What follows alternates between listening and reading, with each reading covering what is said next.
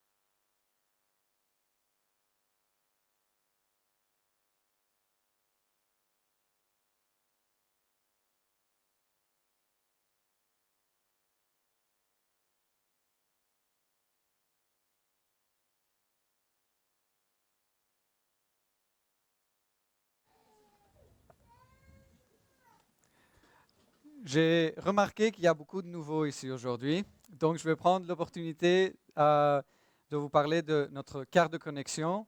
Donc si vous voulez apprendre plus sur notre Église, vous pouvez trouver une juste là, à côté des fenêtres, la remplir.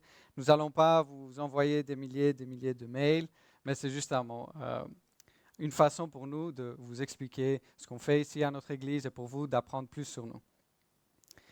Voilà. Donc, commençons notre sermon d'aujourd'hui. Est-ce que vous connaissez le chanteur belge-australien qui s'appelle Gauthier? Il a chanté Somebody That I Used to Know. Non? Si, vous le connaissez. C'était une chanson, je ne vais pas chanter, je vous aime trop pour faire cela. C'était une chanson énorme. Elle est toujours. On l'entend parfois dans le métro, je l'ai entendu à la salle de sport avec le pasteur Jordan. Mais pour quelqu'un qui a chanté une chanson si grande, il a disparu après. Et tout le monde se souvient de cette chanson, mais personne ne sait ce que Gauthier fait aujourd'hui. C'est un peu comme ça qu'on traite souvent Jésus. Jésus était quelqu'un qui a fait des grandes choses avant, on a écrit un livre sur lui, mais maintenant, il n'a rien à voir avec la vie d'aujourd'hui. Et de nombreux chrétiens ne se rendent même pas compte qu'ils s'agissent comme ça envers Jésus. Nous avons tendance à parler de ce que Jésus a fait ou de ce que Jésus fera. Et c'est logique parce que nous parlons de la rédemption qu'il a accomplie ou qui va être achevée dans le futur. Mais est-ce que vous vous êtes déjà posé la question, que fait Jésus aujourd'hui? Qu'est-ce qu'il fait là maintenant au ciel? Est-ce qu'il est en train de s'asseoir, se tourner les pouces et attendre le moment où il doit revenir? Aujourd'hui, nous allons répondre à cette question. Que fait Jésus aujourd'hui? Et pour répondre à cela, nous allons voir la dernière chose que Jésus a fait pendant son ministère ici sur terre, son ascension. Nous ne parlons pas souvent de l'ascension, nous parlons de la résurrection, de la mort de Jésus, mais souvent l'ascension, on ne parle pas trop. Donc aujourd'hui, nous allons étudier cela. Donc ouvrez vos Bibles avec moi dans le livre des Actes, chapitre 1, versets 16 à 11.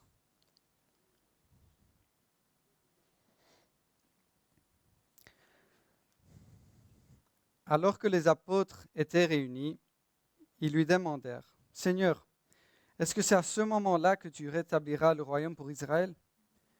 Il leur répondit, « Ce n'est pas à vous de connaître le temps ou les moments que le Père a fixés de sa propre autorité. Mais vous recevrez une puissance lorsque le Saint-Esprit viendra sur vous, et vous serez mes témoins à Jérusalem, dans toute la Judée, dans la Samarie et jusqu'aux extrémités de la terre. » Après avoir dit cela, il s'éleva dans les airs pendant qu'ils le regardaient, et une nuée le cacha à leurs yeux. Et comme ils avaient les regards fixés vers le ciel pendant qu'ils s'en allaient, 2 hommes habillés de blanc leur apparurent et dirent, « Hommes de Galilée, pourquoi restez-vous à regarder le ciel? Ce Jésus qui a été enlevé au ciel du milieu de vous reviendra de la même manière que vous l'avez vu au ciel. » Donc, qu'est-ce que ce passage nous apprend sur ce que fait aujourd'hui Jésus? Premièrement, que Jésus est rédempteur. Il est en train maintenant de racheter le monde, de prendre ce qui lui appartient. Après la résurrection, Jésus a passé 40 jours avec ses disciples. Il leur enseignait des choses sur le royaume de Dieu, et il passait du temps avec eux. Et on ne sait pas vraiment tout ce qu'il leur a dit, mais ce qu'on sait, c'est qu'ils avaient toujours des questions. Je pense qu'ils pouvaient passer des milliers et des milliers d'années avec Jésus, ils auraient toujours des questions. Et il lui demande, « Seigneur, est-ce que c'est maintenant que tu vas rétablir le royaume à Israël? » Vous voyez, il s'attendait encore à ce que Jésus rétablisse une puissance militaire ou politique à Israël. Il s'attendait à ce que Jésus chasse les Romains et leur donne le pouvoir à Israël, aux Israéliens. Mais la réponse de Jésus nous montre que leur vision était trop étroite. Vous voyez, le plan de Dieu était beaucoup plus grand que juste restaurer Israël. Le plan de Dieu allait s'élargir aux extrémités de la terre. Et ce qui a commencé avec seulement 12 disciples est maintenant la plus grande religion du monde. Il y a des millions et des millions de mondes qui suivent Jésus. Et nous aussi, nous sommes le résultat de ce que Jésus fait aujourd'hui sur cette terre. Il a chargé l'Église de la grande commission et il a promis d'envoyer le Saint-Esprit pour les rendre capables d'accomplir cela. Nous avons parlé de la grande commission la semaine passée. La présence du Saint-Esprit remplace la présence physique de Jésus sur terre en accomplissant l'œuvre rédemptrice par l'intermédiaire de l'Église. Sans l'ascension, il n'y a pas de rédemption pour nous. Vous voyez, dans l'Ancien Testament, les sacrifices étaient complets, n'étaient pas complets tant que le prêtre n'avait pas présenté ses sacrifices à Dieu. Et donc, ce que Jésus fait lorsqu'il monte au ciel, c'est qu'il présente son sacrifice à Dieu le Père, ce qui confirme son sacrifice. Donc, sans l'ascension, il n'y a pas de rédemption. La rédemption, c'est racheter. Plus précisément, c'est racheter de l'esclavage et de libérer. Pensez donc à l'œuvre du Christ comme n'importe quel autre achat qu'on peut faire ici. Sa vie parfaite, sa mort, sa résurrection et son ascension sont toutes nécessaires pour notre rachat. Sa vie parfaite, c'est comme si vous gagnez de l'argent et cet argent va sur votre compte. Vous avez de quoi payer. Sa mort, c'est comme si vous passiez votre carte sur le guichet et sa résurrection est sur l'écran quand vous voyez que le paiement a été confirmé. L'ascension de Jésus est quand l'employé vous donne le reçu de ce que vous avez acheté. Donc Jésus est venu pour racheter le monde. Il a effectué le paiement, la transaction a eu lieu et maintenant il est en train de prendre ce qui lui appartient, ce qu'il a acheté. Ce n'est donc pas à nous d'accomplir la rédemption du monde. Nous sommes appelés à aller à partager l'Évangile, à travailler dans la grande commission, mais c'est le pouvoir de Jésus qui sauve le monde, qui rachète les gens envers lui. Donc qu'est-ce que Jésus fait aujourd'hui? Il rachète, il prend ce qui lui appartient. La deuxième chose qu'il fait, c'est qu'il règne. Relisons le verset 9. Après avoir dit cela, il s'éleva dans les airs pendant qu'il regardait et une nuée le cacha à leurs yeux. Il est facile de lire cela et de penser que Jésus s'est envolé au ciel comme un ballon, mais ce n'est pas le cas. Et certains ont critiqué cette idée, mais ok, ces gens, ils ne savaient pas que la terre est ronde, ils ne savaient pas que ce qui existe au-delà des nuages, donc ils ne savaient pas ce qu'ils racontaient. Mais ce n'est pas ce qui se passe ici. Vous voyez, Jésus n'a pas simplement flotté en orbite, il n'est pas un satellite. Jésus est allé à un endroit. Il n'a pas disparu de leur présence. Il est monté progressivement et puis une nuée l'a caché. Un nuage est venu l'entourer. Et ce nuage n'est pas n'importe quel nuage.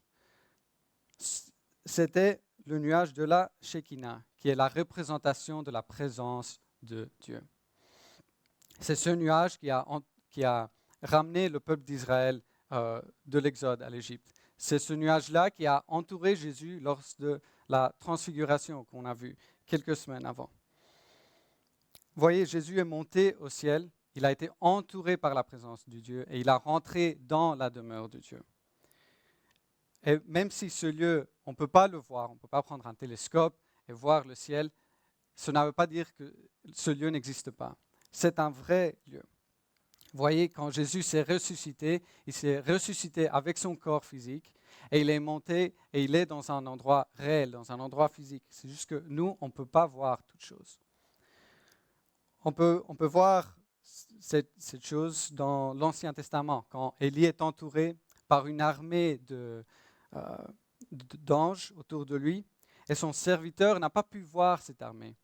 Il a pu la voir que lorsque Dieu lui a ouvert ses yeux pour qu'il puisse voir cette armée. Donc, il y a des choses qu'on ne peut pas voir, mais cela ne veut pas dire qu'ils n'existent pas.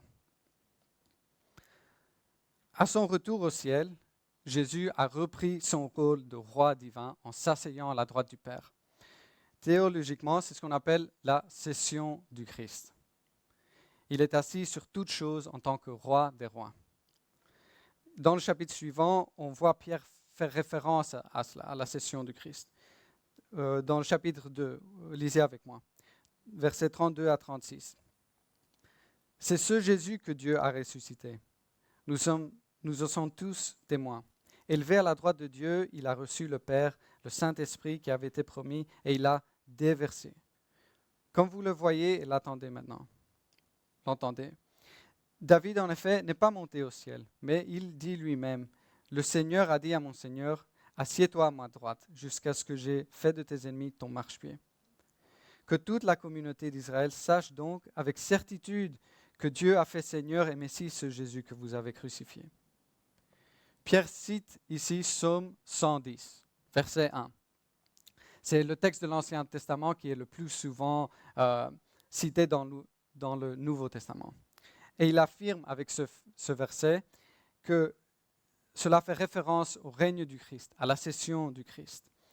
C'est là que Jésus se trouve aujourd'hui. Il se trouve à la droite du Père, assis sur toute chose. Il a toute autorité et il n'y a personne qui peut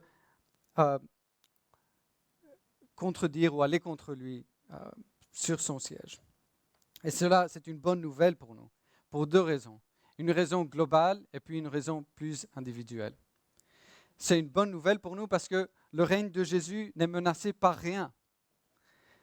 Le règne de Jésus est la réponse que Dieu a au monde pécheur. C'est sa réponse à la rébellion du monde. Lisons dans Psaume 2, versets 1 à 6. Pourquoi cette agitation parmi les nations et ces préoccupations dépourvues de sens parmi les peuples? Les rois de la terre se soulèvent, les chefs se ligent ensemble contre l'Éternel et contre celui qui l'a désigné par onction. Arrachons leurs liens, jetons leurs chaînes loin de nous. Celui qui siège dans le ciel rit. Le Seigneur se moque d'eux. Et puis il leur parle dans leur colère. Il les éprouve dans sa fureur. C'est moi qui ai établi mon roi sur Sion, ma montagne sainte. Donc vous voyez les résultats ici des élections, les guerres, toutes ces choses qui peuvent nous préoccuper aujourd'hui ne peuvent rien faire par rapport au règne de Jésus. Jésus voit toutes ces choses, il voit tous les efforts de ses ennemis combinés et il rit. Il se moque parce que l'opposition au règne de Jésus est vaine. Et ce n'est pas simplement une bonne chose pour nous, une bonne nouvelle à grande échelle, c'est aussi une bonne nouvelle à l'échelle individuelle. Parce qu'en tant que roi parfait, Jésus vit pour intercéder pour nous. Dans le premier livre de Jean, on lit « Mes petits enfants, je vous écris cela afin que vous ne péchiez pas. » On pêche tous. Mais si quelqu'un a péché, nous avons un défenseur auprès du Père, Jésus-Christ le juste. Parce que Jésus règne, nous n'avons pas à nous préoccuper de l'état du monde, de l'état de nos âmes, parce que Jésus a présenté son sacrifice à Dieu, au Père. Et maintenant, il vit pour intercéder pour nous. Jésus vit pour intercéder en notre faveur. Vous voyez, lorsque nous péchons, si vous êtes chrétien, ça vous fait du mal, vous voulez être pardonné par Dieu. Et Dieu aussi, il veut vous pardonner. Quand on pêche, Dieu, il ne nous regarde pas, il est fâché contre nous, il se dit oh, « t'as encore péché ». Non, Dieu, son cœur envers les chrétiens, c'est qu'il veut les pardonner. Mais Dieu est aussi juste. Et donc, ce que Jésus fait, c'est qu'il entre cette situation. Et il dit « J'ai payé pour tes péchés. Mon sang te couvre. » Et le Père peut, avec justice, maintenant, nous pardonner. Il peut faire ce qu'il désire, c'est nous donner le pardon. Parce que Jésus est monté au ciel et qu'il s'est assis en tant que roi régnant, nous pouvons être sûrs qu'il n'y a rien qui peut nous condamner. Donc, que fait Jésus aujourd'hui? Il a racheté le monde, il prend ce qu'il a acheté et il domine le monde. Mais il y a une autre chose dans ce passage qui peut nous assurer, peut nous donner de la confiance, de l'espérance. et c'est que Jésus revient. Lisons les versets 10 à 11. Et comme ils avaient les regards fixés vers le ciel, pendant qu'ils s'en allaient, 2 hommes habillés de blanc leur apparurent. Et ils dirent, « Hommes de Galilée, pourquoi restez-vous à regarder le ciel?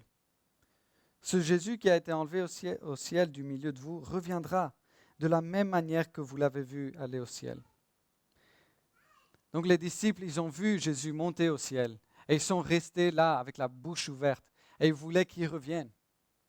Ils voulaient passer plus de temps avec Jésus.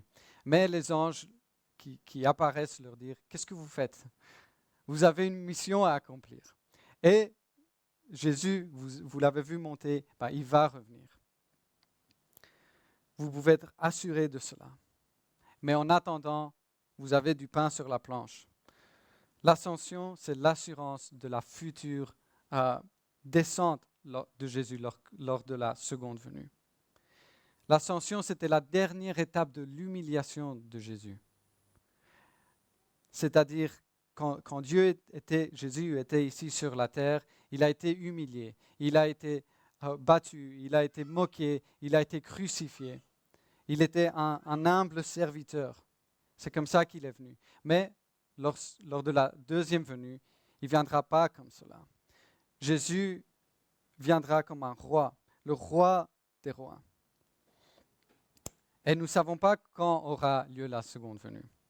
Il y a des gens qui vous disent qu'ils connaissent, mais ici on dit qu'on ne connaît pas quand Jésus va revenir.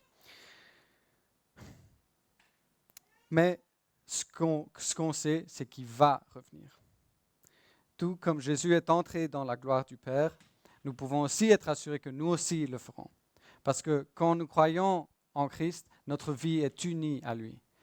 Et donc, nous serons unis à lui lorsque nous mourrons. Nous allons avec lui au ciel. Et donc, nous pouvons vivre ardemment pour lui, car la victoire est scellée. Il est facile de vivre dans ce monde et penser que nous sommes dans la partie perdante. Mais ce n'est pas la réalité, parce que notre roi est assis à la droite du Père. Il règne sur toutes choses et il n'y a personne qui peut opposer son règne. Et donc, on est victorieux. Et donc, je vous encourage à vivre d'une telle façon, vivre avec joie dans ce monde. Même si vous voyez des choses dans ce monde qui vous disent qu'on perd. Nous ne pouvons pas perdre en tant que chrétiens. Même si on meurt, même si on est tué ici, nous ne pouvons pas perdre. Je vous encourage, Église, à méditer sur son retour. Il reviendra et rien ne pourra l'arrêter. Et quel jour glorieux que ça sera, quand le ciel s'ouvre et on a notre roi glorieux qui descend pour restaurer la création. Et après ce jour-là, il n'y aura pas du mal, de rébellion, de péché sur ce monde. À partir de ce jour-là, nous serons avec lui pour l'éternité. Et donc souvent, moi, lorsque je me sens accablé et attristé par la situation du monde, je réfléchis à ça. Je me dis que ma vie ici, si je vis 30, 40, 90 ans, est très, très, très, très petite par rapport à l'éternité que j'aurai avec le Seigneur. Nous sommes tellement bénis, quelles que soient les souffrances qu'on a ici sur la terre, qu'on a la chance, la grâce que Jésus nous donne. Nous sommes bénis par ce qu'on a gagné à travers Jésus. Et donc, durant cette série, nous sommes venus et nous avons étudié la vie de Jésus.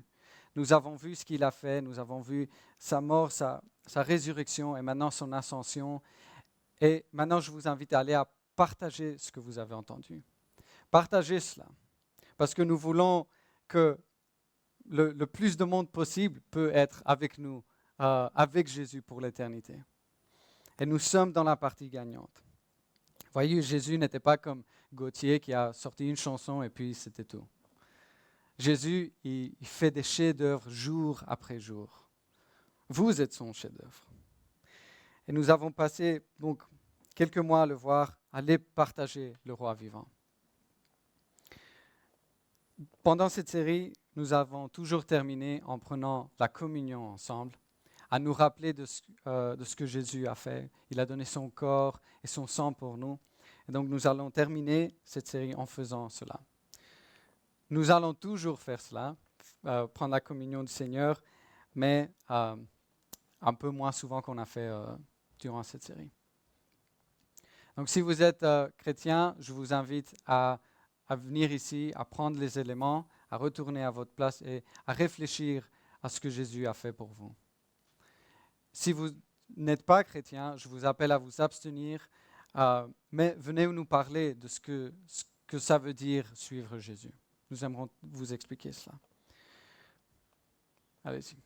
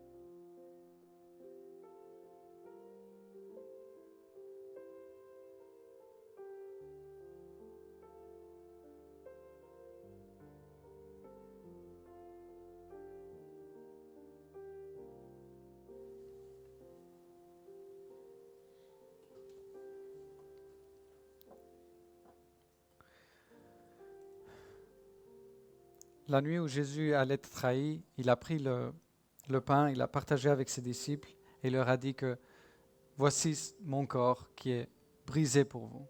Prenez et mangez.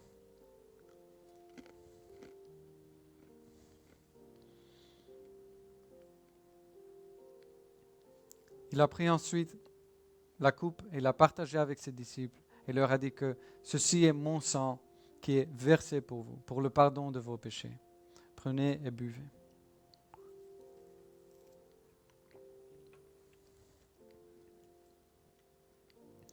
Jésus, Père, merci pour ton sacrifice. Merci Jésus pour ce que tu as fait et ce que tu fais aujourd'hui. Merci que tu intercèdes pour nous. Merci pour ton règne, Jésus. Tu es le roi des rois. Aide-nous à avoir confiance en toi et à nous souvenir du fait que la victoire est scellée, Seigneur. Tu es victorieux et donc nous aussi, nous pouvons être victorieux. Je prie, Seigneur, que tu nous aides, tu nous donnes le courage et tu nous utilises, Seigneur, pour partager l'Évangile au monde autour de nous. Seigneur, nous sommes tes outils. Je prie que tu nous utilises pour ton royaume ici à Bruxelles. Je prie tout cela en le nom de ton Fils Jésus. Amen. Église, on est victorieux. Donc, je vous encourage à aller dans cette nouvelle semaine avec ce message. On est victorieux parce que Jésus est assis à la droite du Père et il règne sur toutes choses. Et donc, allez partager l'Évangile avec cette assurance que le Saint-Esprit travaille à travers vous. Soyez bénis.